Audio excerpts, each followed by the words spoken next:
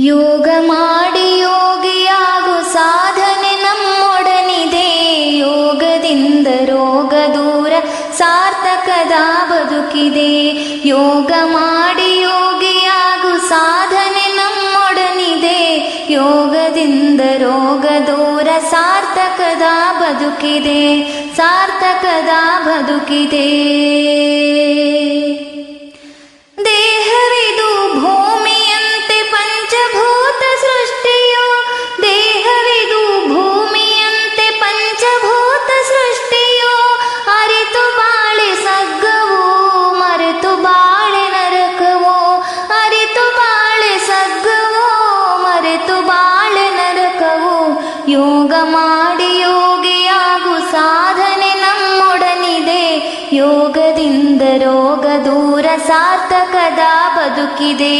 ಯೋಗ